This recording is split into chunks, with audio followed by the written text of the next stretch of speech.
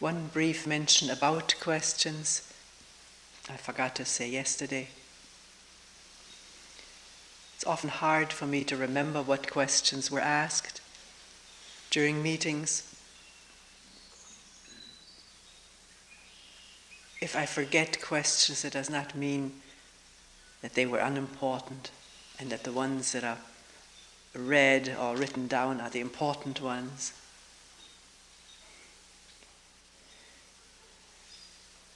If one feels like that one's question was brought up and one feels important or feels unimportant because one's question was not brought up, can one look at that? I have brought a lot of problems with me from home and find that I tend to think about them again and again and again. But thinking about problems clearly does not solve them. I am somewhat confused by your approach. I do miss the structures I'm used to, but I also realize that I need to take responsibility for myself, which I have not learned, having relied on structures to tell me what to do.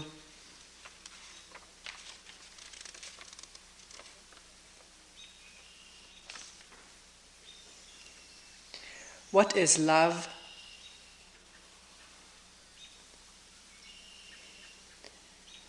Someone mentioned that I had not entered into two questions that were of particular interest to that person. Actually, two people said that. The two questions were, does one need guidance in this work? And does one need to take out time, like a period of years, to work intensely, to understand or come to understanding?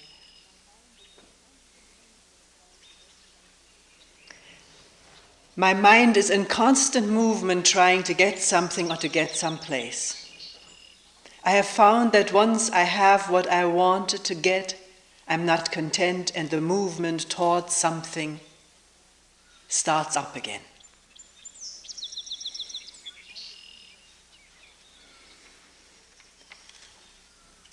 Am I the thinker of my thoughts? Where do thoughts come from? What is hope? Don't we human beings need hope and live for hope? Without hope, aren't we dead? Don't we need this constant movement toward a new goal to be alive?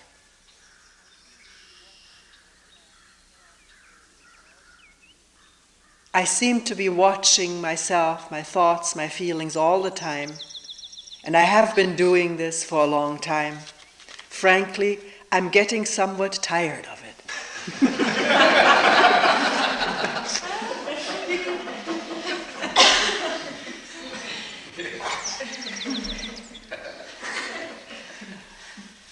Somewhat cynical about it, since nothing seems to change.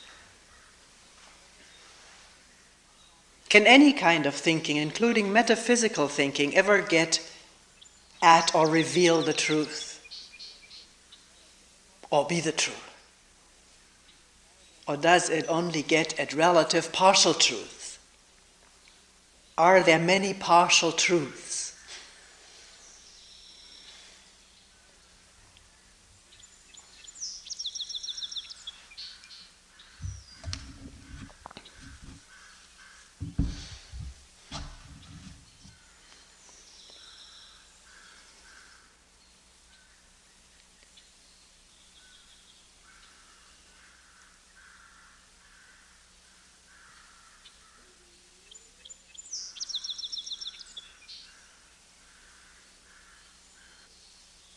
In expecting the talk to start, is there also listening of the birds?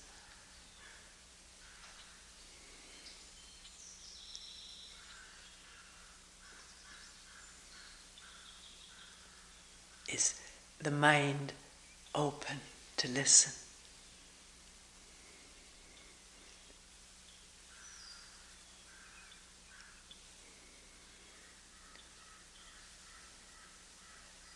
let us take those two questions, maybe not spend too much time on them. We don't know how it works out. Which have now been repeated. Does one need guidance in this work? Does one need to take time out to do it? Because one seems to be sucked in. That was the other part of the question. Sucked into self-centered thinking, relating, working, dreaming, most of the time.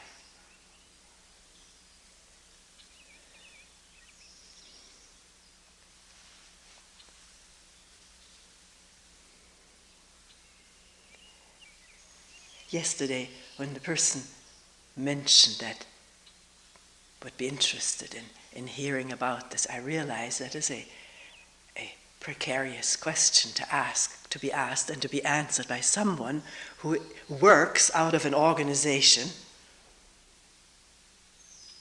And most organizations, not all, but many of them, lack funds, lack members to pay, lack workers to work. So we'll then be very careful in answering this question.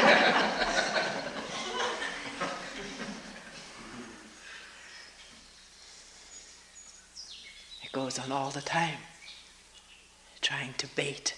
I don't mean here, but all over, maybe here too.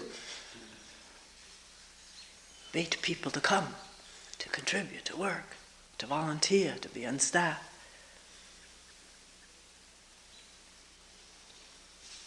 Is one identified with the organization which one once enhanced? Is one identified with one's job of talking, wanting more people to listen? Identified with the numbers? And if that is the case, how good will the answer be to this question?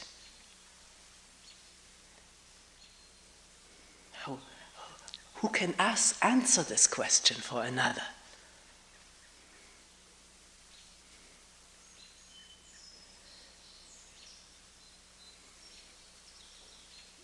Freely, purely. And yet, we'll look at it. We'll look at it together. Right now. Does one need guidance in this work? Well, already in the first evening, I think, in the first talk, we spent considerable time on trying to make clear that there's no authority involved in this work, even though authority may be projected on the person who is doing the talking, who is meeting, who is in every meeting.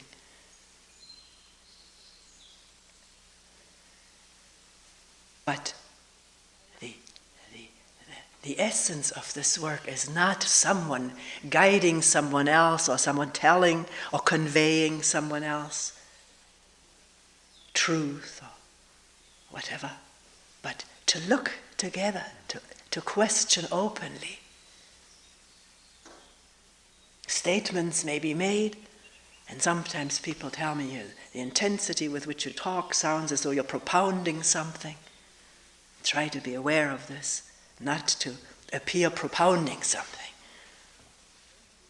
If I do sound like this, question it.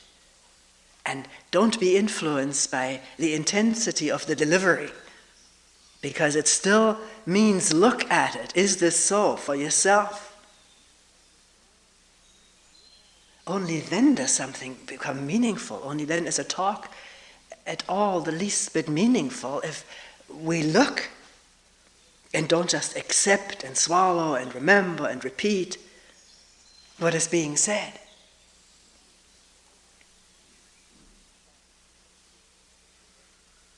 We've all had too much authority in our life, too much influence, reward and punishment for learning or not learning. Too much child-parent relationship. don't think there's hardly another animal who has to be with parents as long as children do, as long as human beings do, in a more or less helpless way, depending on the influence upon the care, the authority, the power trips and whatever goes on in human beings, when not just when they're parents, but it comes out when one is a parent, because one had to take it all from one's own parents. And now is the chance to pass it on. Not that this is all conscious, but it happens. So we have had enough of this kind of relationship to perpetuate it in a so-called spiritual organization. And even though people tell me, particularly people of a psychological bent or training, there inevitably has to be transference here, transference to you so people can work through their child-parent problems. I question that.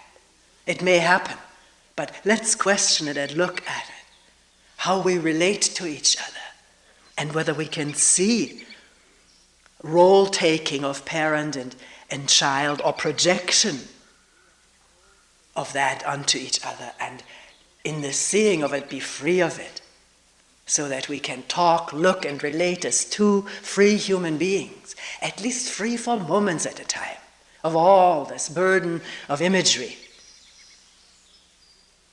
role-playing. People tell me, you're kidding yourself, you are playing a role.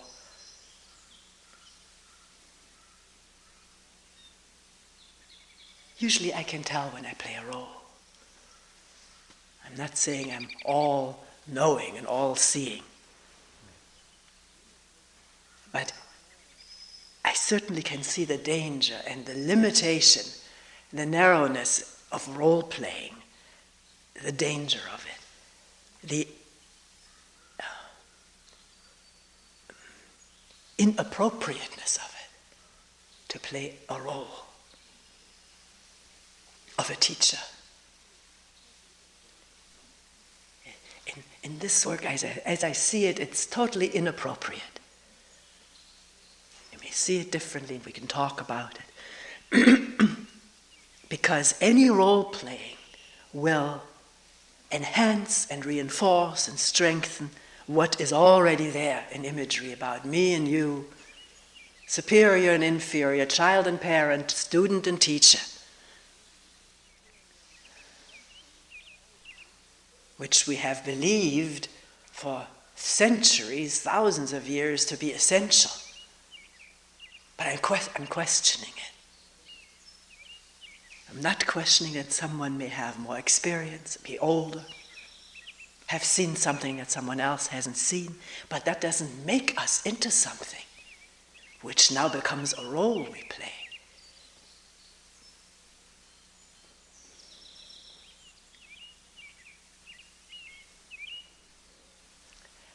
This thing is getting longer than I thought. One person once talked with me. His wife was about to have a baby. And he came with a grave demeanor. And he said, I'm very seriously thinking about being about to become a father. Could you help me with that? So I want to be a good father. And what came out immediately without reflecting upon it is, could you be with this baby without being his father? I'm not meaning denying fatherhood. Not think of oneself as being somebody, because it's already put something between you and this tiny little new life, which is you too. If you don't become ensconced in this position of a father or a mother, but you're with what's there, renewing yourself in the process, and seeing all the father stuff come up, which your father put on you, which comes very quickly. Just recently talked to a father who said, I'm aghast at how I respond to my children. Absolutely aghast. These reactions that come up. Lashing out at a child that lashes out at its sibling. Where did this come from? I didn't want to do that. It's this fathering position, this authority, knowing, but it's all unconscious and needs to come into consciousness. Our role-playing, our inheritance needs to be lit up as it comes up or as it just has happened. Often it's so fast, it's only do we become aware of it after the damage has been done as far as relating to little children is concerned. But it's never too late to look and reflect spaciously, which a role does not allow. What space does a role allow? None. It's set.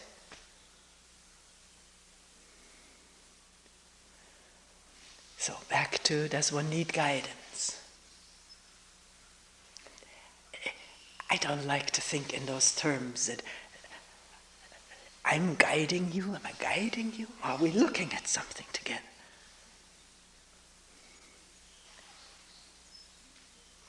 Openly, freely, free exchange. You say, I don't see it the way you did. I don't understand what you mean. Say it over, or listen to me how I see it, and we'll do that.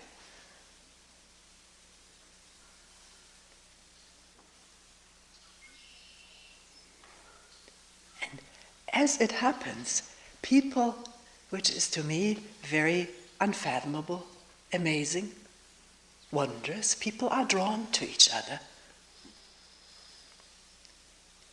when they have a mutual interest. Not just professionally, there, of course, one is drawn together because one studies the same subject. But also, how do we come together here? It always interests me. How do we find each other and begin to work with each other? Maybe for brief periods of time over the years, maybe for concentrated times. How does it happen? How does one get together in this work? And I don't mean that everybody who comes here is interested in this work, or who stays here is interested in this work. Maybe not. Doesn't mean we have to reject each other. But if we're really sort of in tune with each other, communing, how does this happen? I don't know. Who guides whom?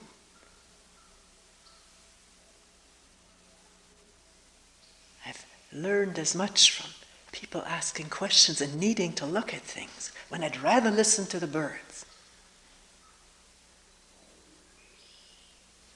And to look at things over and over again. What is the self?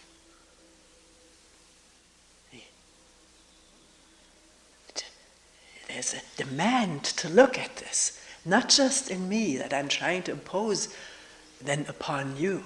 It's surging up, it's coming here. And something answers or feels it needs to meet this.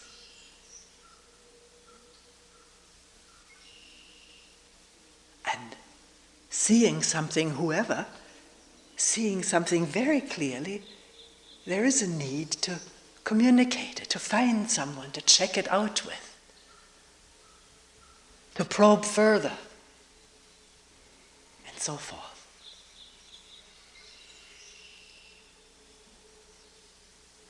That takes place. It takes place if one is listening to what one needs to do. If one listens to what is helpful. If one is aware of what it is that clears things up, maybe just for a moment. Then maybe all confused again because thoughts are coming up, trying to grasp this thing. So one listens to a talk again or comes to meet again. And maybe things clear up again. Or one sits by oneself, goes quietly for a walk, and something is clear.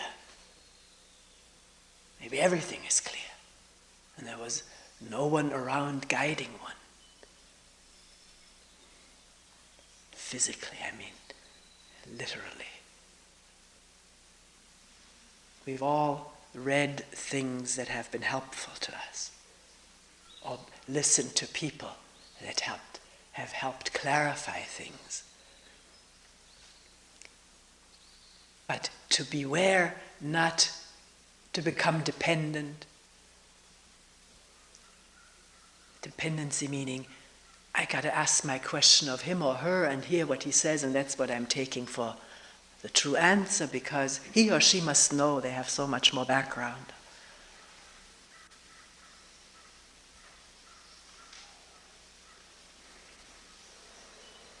We can do that, but it's not worth anything, which we can find out for ourselves.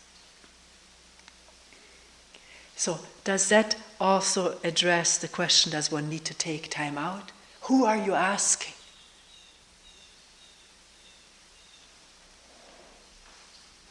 And what does this time out mean? For some people on the so-called spiritual path, spiritual quest, it means going to the mountains, to the caves, to the woods, to a hermitage, or to a monastery, to a center. The more structure, the better, because then one doesn't need to, as one person said, take responsibility for oneself. The structures tell one what to do. But what about going on a solitary retreat? Find out. Find out about it by doing it. No one can tell you. I've never done it. I've never taken time out in that way. Never been without the family, because my son is gone. But spend a good deal of time with my husband. Never felt a professional at this. But I'm interested to hear from people who do this. I'm very interested in this because the question comes up. Question comes up for people who are staying on staff, wondering why things get confused again, or why irritation comes up, or anger. The assumption being on staff should resolve all of that. But how is one living? We're living with human beings, which one doesn't do in a hermitage. So in a hermitage, unsurrounded by human beings, with their problems, their irritations and upsets, which happen to all of us, there can be more listening to the wind and the trees and finding some kind of tranquility and peacefulness. So then how long will one stay in that peaceful hermitage? Forever? Maybe then personality things that encumber all of us, because all of us have this strange thing called a personality. Those may be slumbering, not active. I think I've related before about a woman who went into a solitary retreat and built her own little hermitage. But someone knocked at her door one day and said she hadn't paid the rent. She still owed rent, and things like that. And the upset was amazing to her. Upset, anger, resentment, being disturbed. And it wasn't true. I had paid the rent. The other person says, you haven't paid the rent. So what are you going to do? Take a lawyer?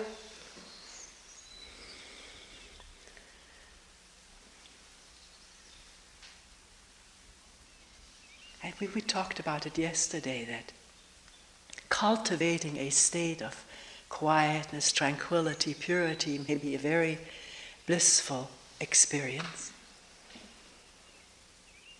Maybe you say, look, I'm not talking about cultivating one. I'm talking about that thing being real without a cultivator in there.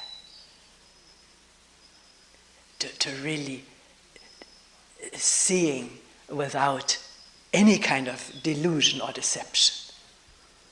Truthful seeing. or seeing the truth of things, is when there is no deception, no self-deception whatsoever. That's what I'm talking about, not building up, as we mentioned yesterday, a cultivated tranquility. So let's leave that aside. Does it take need some time out to come upon the truth directly? And unless a human being comes upon the truth, she will be deceived by oneself, by other selves. All the machinations that the brain musters to feign reality, whereas only imagery and imagination.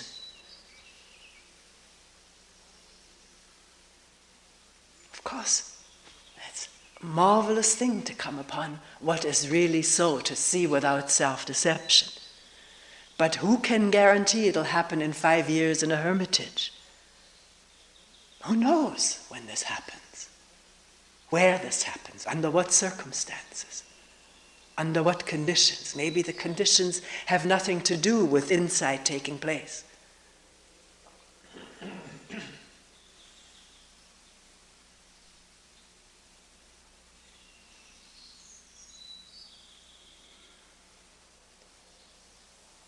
To find out for oneself what leads to what, and is insight causally determined? If that was so, we'd all have it all the time, because we'd know a sure thing to get there, but we don't.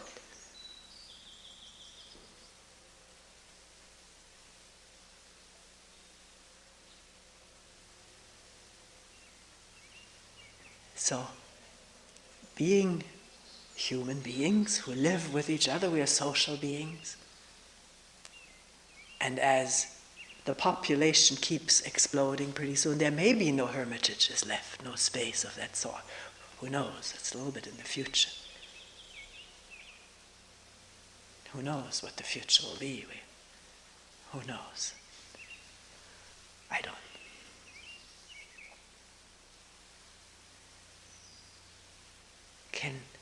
Can there be a combination of being for oneself, being alone, and yet also being in relationship with each other, so that one can learn about this personality and personalities, because they may be idiosyncratically different for each one, but personality is personality. It means conditioning, habituation, addiction to certain ways of thinking, behaving, mooding, depressing, elating, craving, desiring, fearing, panicking, despairing, suffering. That's our common way, our commonality, our shared heritage, which we're constantly strengthening and enhancing, or trying to get rid of this or that trait or this symptom or that symptom. But basically, this is how we are. Fearing, craving, greeding, wanting to relate, wanting to love, wanting to be loved, and so unable to love. Can one become very familiar with this personality? Not so identified with it, because we all share having a personality. There's nothing unique about it. A personality that has been formed from early days.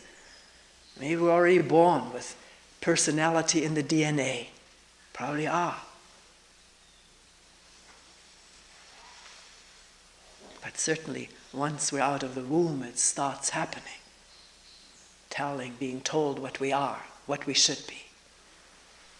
What is good, what is bad. And the brain having that capacity to pick it up like a dry sponge, soaking itself full of ideas about me and the world and God and the others, the enemies, the friends. We've talked about it, but we will keep talking about it, because we need to see that happening in ourselves to be free of it. There's nothing that can free us of it except seeing the truth of it.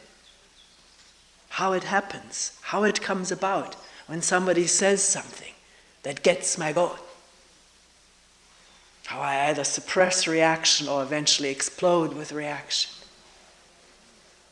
At this person or that person, and it may not even be that I mean that person. That person already stands for another person. And who was that other person? Did I ever know him or her? Or just remember what he or she did to me in the past? And the memory is hazy, but it's programmed into this whole organism, tissues, muscles, glands, organs, and all.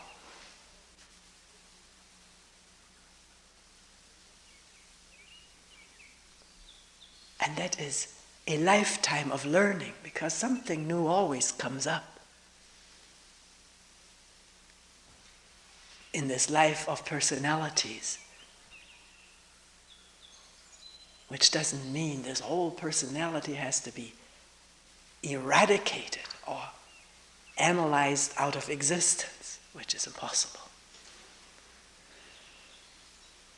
It means as this personality functions, and as one spends time alone and with people at a job, whatever that job may be, in the city or in the country, for there to be the interest, the quietness, some awareness to look at what we're doing, what we're thinking, and how the thinking affects this body and its relationship with other bodies. To really become wise in learning, in seeing. Time and time again, one may explode or react or withdraw, but are we learning about it? So maybe the next time the seizure doesn't last so long. It is quickly permeated with understanding. One person said a few punctures of light coming through into the box. A few holes there where light comes through in this dark box. Someone said that.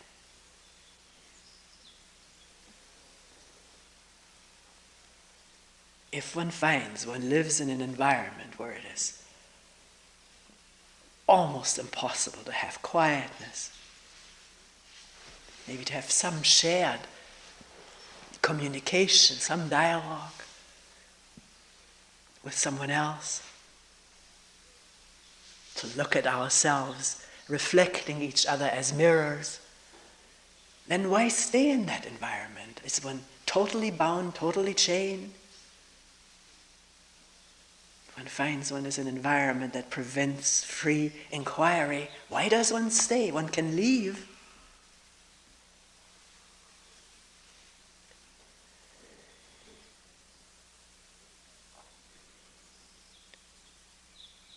How the new environment one goes to or creates for oneself, turns out one has to see as one goes, with open eyes and ears, and also open to what other people tell us about ourselves.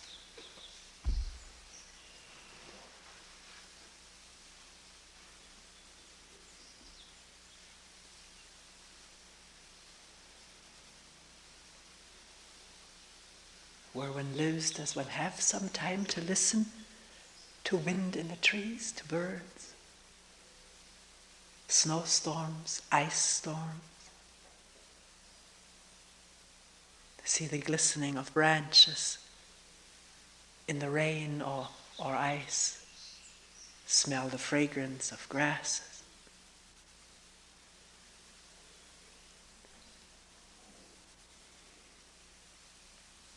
Are we so preoccupied with our worries and problems that even though we go to a park, we don't see the leaves, the little creatures underfoot?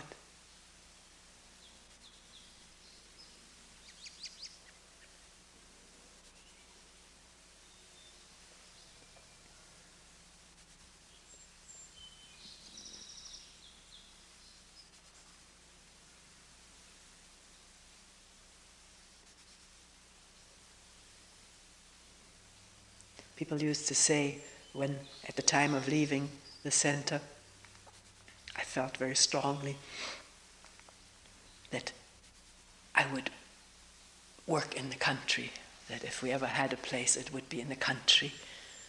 People thought I was some people, I was a nature freak. Why not the city? You can see the stars, one person said, if you go to the top level of a parking garage. I wonder how much time he spends up there.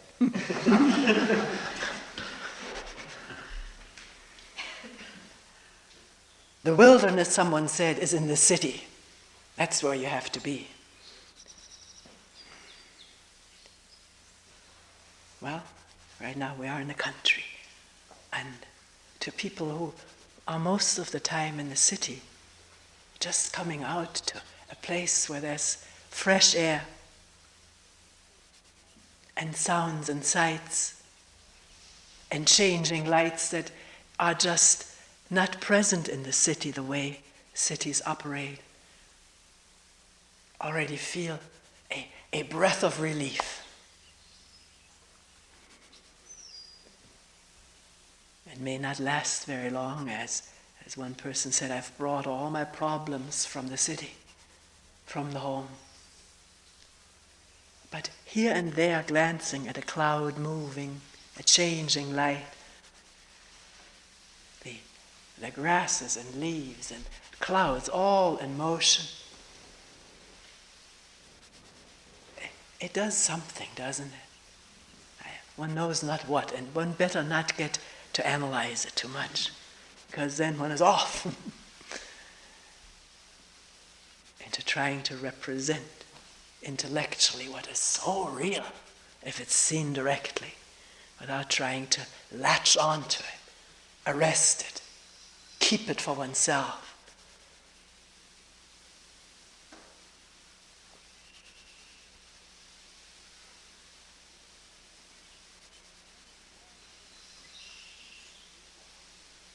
So all the questions about thinking, that really permeated the meetings, about what is thinking? Can thinking solve problems? But yet I realize it can't, but the mind is drawn again and again and again to think over the problems and trying to get a solution to them. This is what thinking is programmed to do, to find solutions. Not just in my brain, but in the human brain, in the animal brain, in the brain. To protect the organism, keep the organism in relative order so it can procreate, take care of the little ones, build a nest, take care of the offspring. That's not problem solving, is it? Animals don't solve problems, they just do it. It's human beings who are the problem solvers, thinking about things. And even though thought can create tremendous solutions, like starting to build containers to store up grain, food, weapons too. Can make weapons, build houses. Oh, well, we don't have to go into this. We'd spend years listing what thought all has created through its problem-solving capacity, imagining something, and then the hands go for it to build it, construct it, sell it.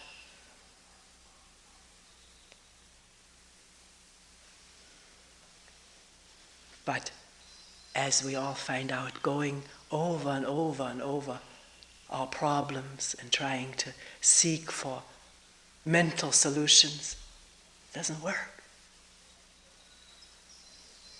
It just becomes a repetitive, circular, looping thing.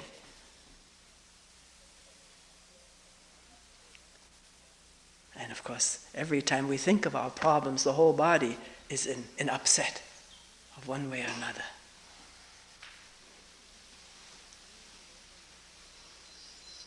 So can by doing it over and over and realizing for oneself, not because somebody has said it, but see for oneself that thinking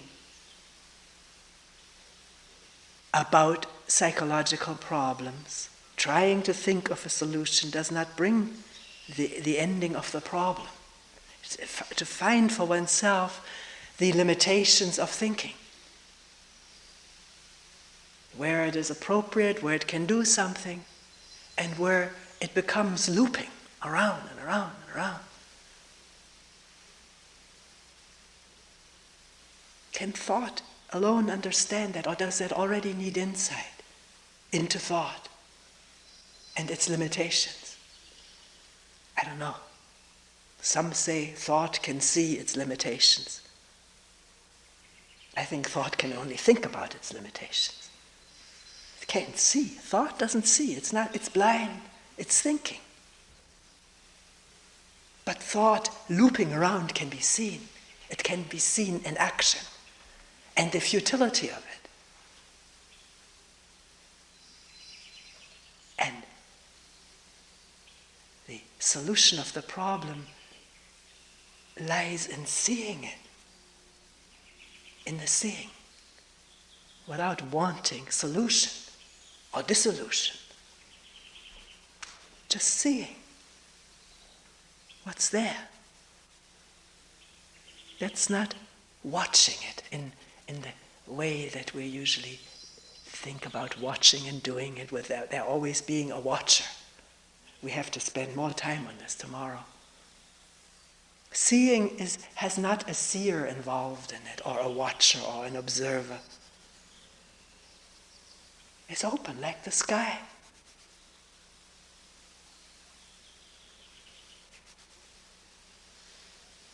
Just reveals what's there without any sense of separation from it or judgment.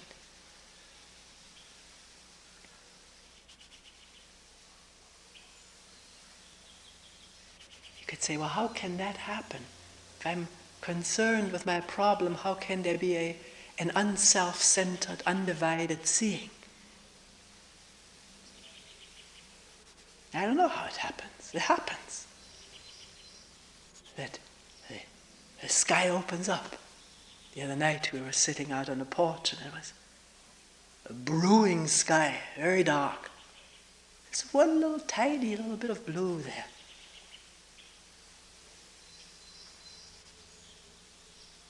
And that opened and closed. And then after a while, just the whole thing, who knows what was all going on, happening. The colors, changes. Suddenly the sky was open.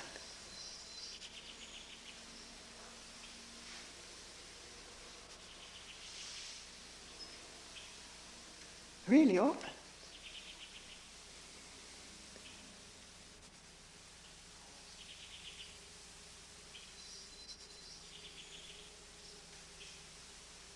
And what's revealed, if there's sun or moon, is what's there. The houses, the trees, the people, the garbage.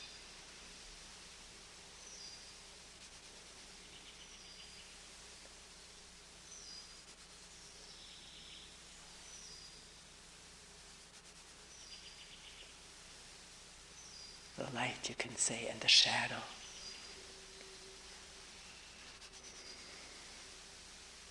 But not to become philosophical, poetic about it, but to wonder about oneself. You know, wondering about oneself, when that takes place at a moment of coming to, waking up from the dream, the reverie, wondering, that's already an interruption. It's not the automatic continuation of the trains of thought and feeling. It's an interruption, wondering, what's going on? There's a precious moment.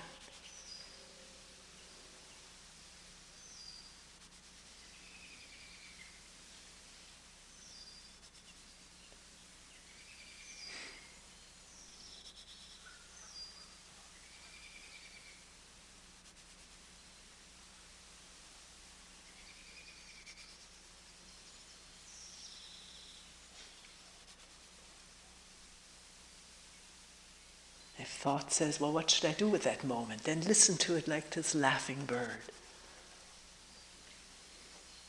What should I do with it? It's a thought.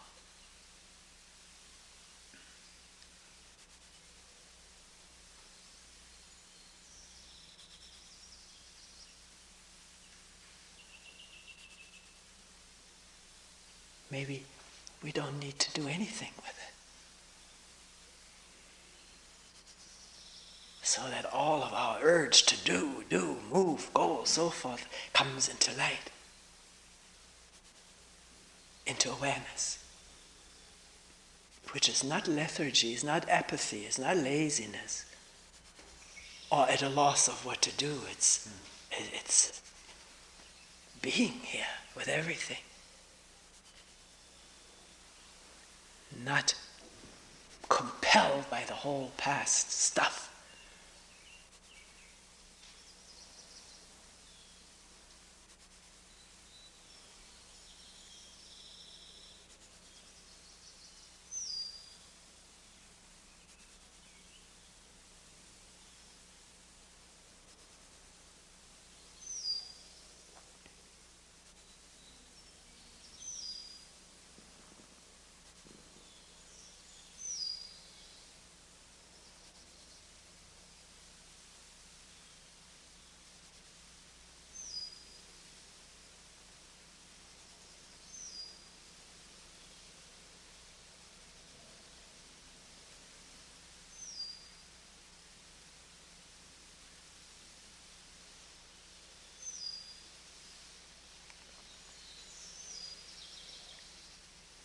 If things aren't clear or confusing, do ask about it in meetings.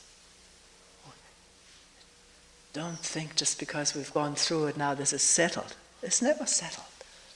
It's moving, alive. So, we can start totally freshly even if you bring an old question. It doesn't need to be old the moment we start looking.